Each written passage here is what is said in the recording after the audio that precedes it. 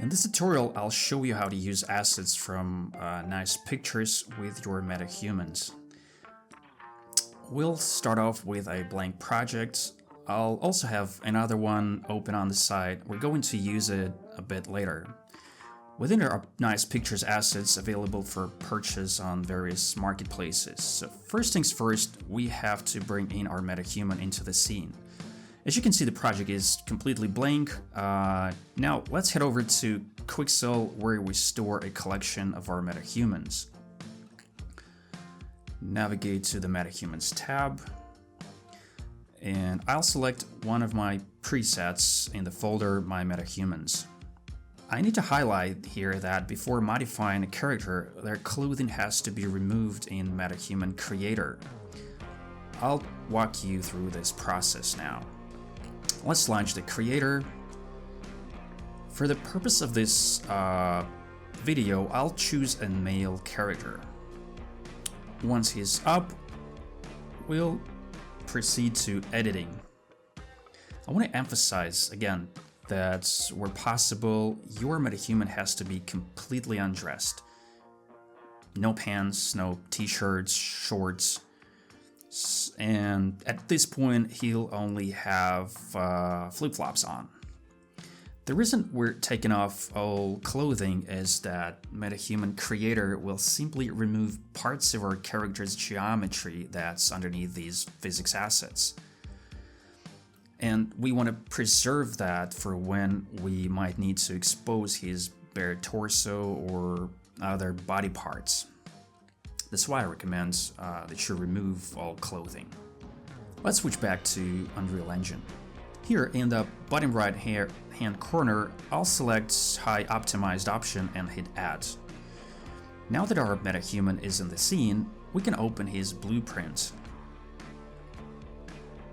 And right away we're prompted to enable a number of plugins required for better functionality. We hit Enable Missing, and then again, we're prompted to restart the Unreal Engine for new settings to be applied. We go ahead and do it. It reopens, and we're all set to continue.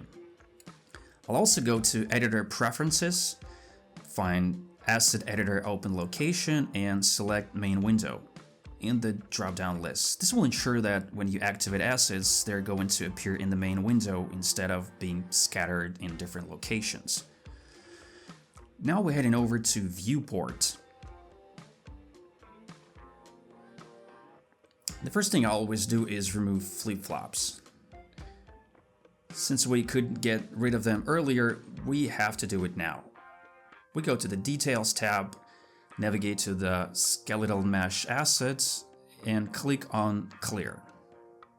Then we hit Compile, and of course, Save. And now he's barefoot.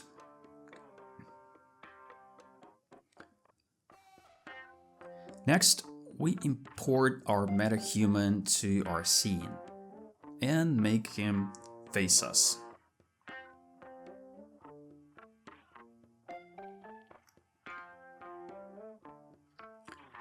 It's time to transfer the assets from the other projects opened earlier. I'll split the scene in two to speed up the process. We'll now browse the items to import. So in the content browser, we go into the folder Military, then folder Mesh, and punch in Type Skeletal Mesh in this search bar. We get a list of all physical assets. You'll notice that asset names are pretty long and contain details that help us identify a specific metahuman type the assets are compatible with. There's quite a few assets like gloves, jackets, you name it. The total number of metahuman types is 18, so the number of assets will run up to 64, plus extra assets used for Unreal Engine mannequins.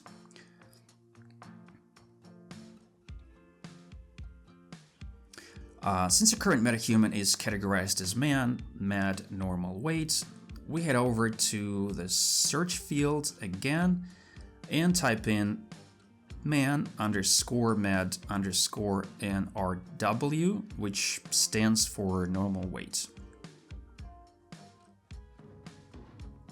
As a result, we're going to filter out assets that match our criteria. You'll notice besides assets for male characters, we also get those for female characters.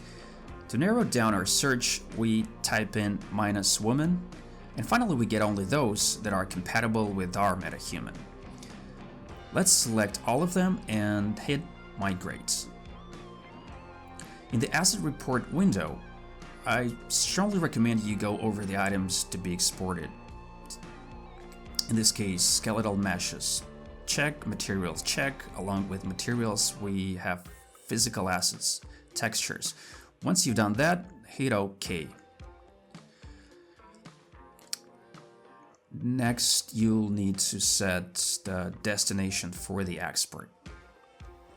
Navigate to the folder Metahuman Clothing and always select the content folder for this, then hit select. Now when the export completed, let's check that the folders have migrated.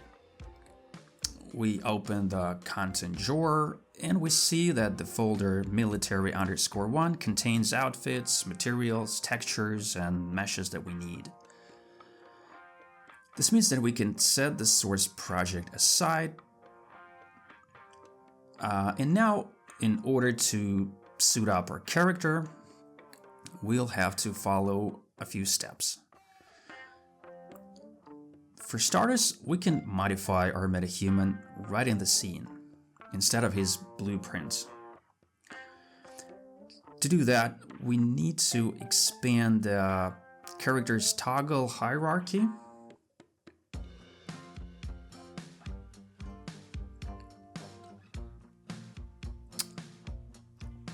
And we'll see some skeletal meshes like face, torso, legs, feet. Let's grab something that would fit his torso. Let's say this jacket. The jacket is on and it's a perfect fit. Looks really nice from all angles.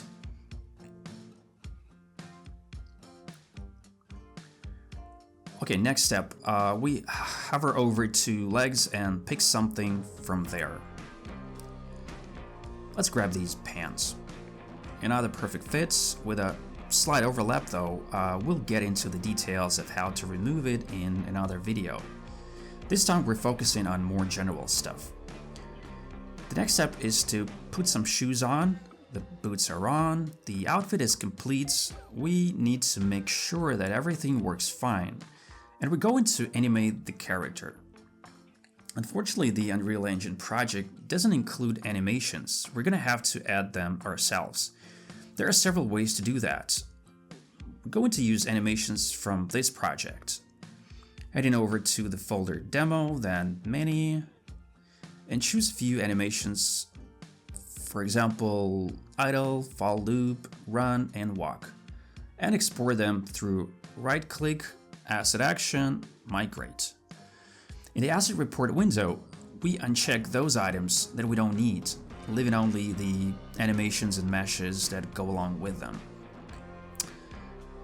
We'll uncheck HDRI, rigs, we don't need materials, as well as textures and outfits. Essentially, we're leaving SKM UE5 man and ASCII UE5 skeleton.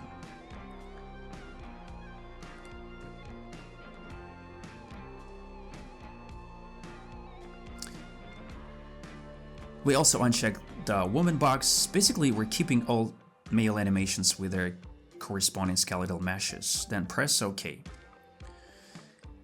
And select the folder content. Switching back to our scene to check the exported items.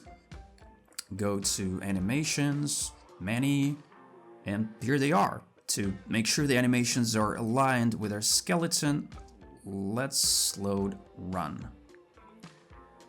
Here's an animated character who's stripped of textures and materials because we haven't applied them yet to save up memory and time. There's a couple of ways to transfer animations onto the character. I suggest we do it this way. we'll pick SKEU5 skeleton, then go to asset details and hit this plus button to add a compatible skeleton. To make sure to save it. And now our metahuman skeleton can be animated. We'll hover over to animation toggle, pick use animation asset, select walk and hit play to animate the character.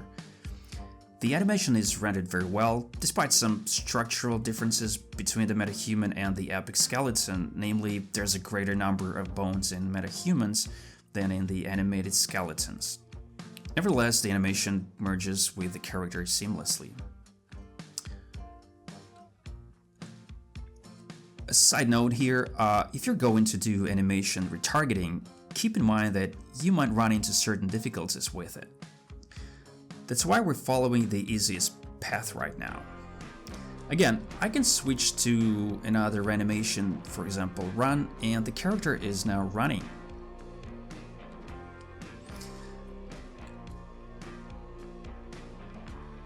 We can see that everything works fine. Sometimes though you can spot a bug when zooming out, like something we see right now. These distortions are caused by automatic LOD. In order to deactivate it, navigate to LOD sync and set forced LOD to 0. And now the character is running with no distortions when you're either zooming in or zooming out the scene. Keep in mind though that this solution may reflect negatively on your game performance as it going to deactivate the LOD system, which saves memory usage. So far we've been modifying only one instance of our metahuman. So if I drag another one to the scene, just like this one is going to be naked and we'll have to repeat all the steps we've taken so far to outfit and animate the first instance. So if we need all of our metahumans instances to be outfitted, we can load his blueprint and apply all the necessary changes here. I'll show how to do it. And this is perhaps the best way to suit up your metahuman. First off, we're going to open the components list. The body components are those we're focusing on now. The three main components are feet, legs, and torso. Let's grab these boots for his feet. Then pants. And I need to mention that at times it's more convenient to search for these items in the content browser, pull it up and browse to the required meshes. Since we're outfitting the torso now, we'll pick this jacket. Now all of our metahuman instances are wearing our assets.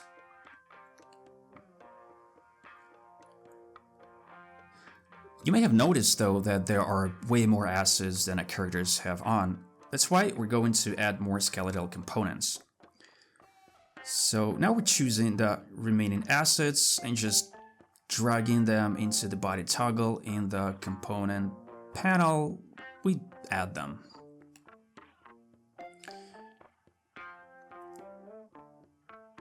The assets are added and we have to make sure that they are placed into the body toggle and not any other location.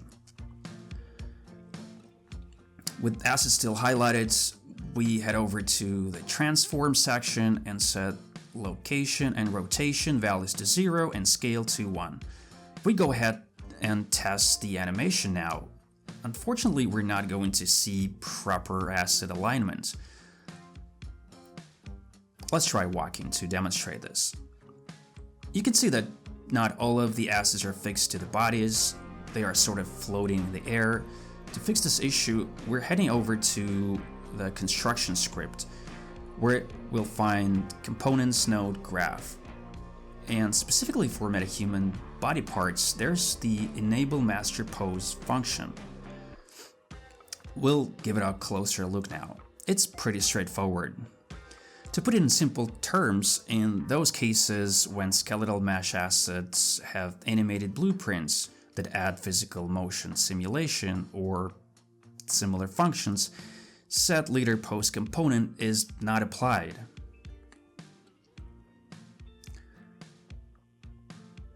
But when it's the other way around, that is when we have a simple linear asset, the setLeaderPose component is activated. What this does is link the main components, which in our case is body, to the target component.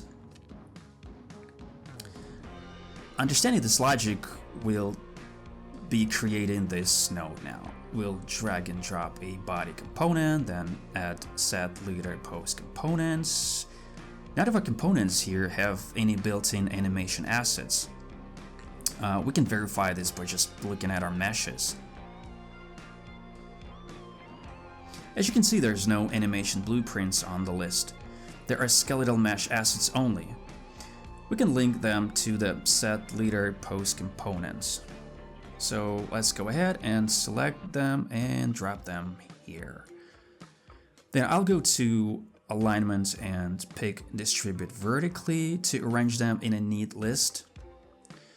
Then I'll link them to Target in the setLeaderPose component box. Now, if we analyze the animation, we'll see that everything is working smoothly. Additionally, we can even switch to another move exported earlier, like Fall, for example. This will show that we've covered skinning across the entire body, including the groin area. In order to understand what goes into this node, I'll demonstrate what an asset with a skeletal rig looks like on the example of this backpack.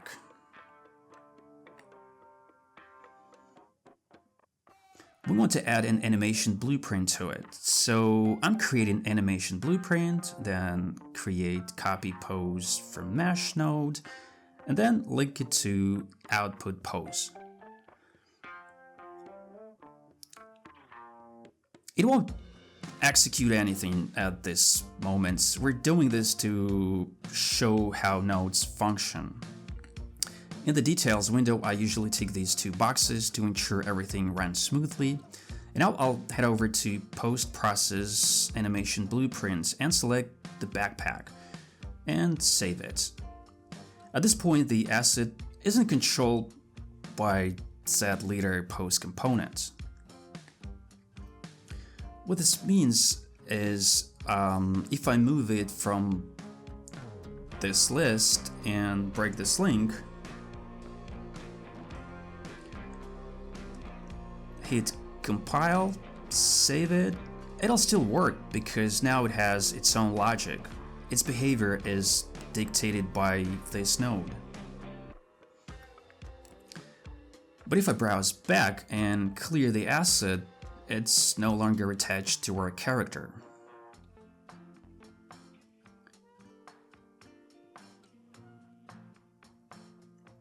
So at this point, we have two options to fix this. We either plug it back to target or use enable master pose component for this particular asset.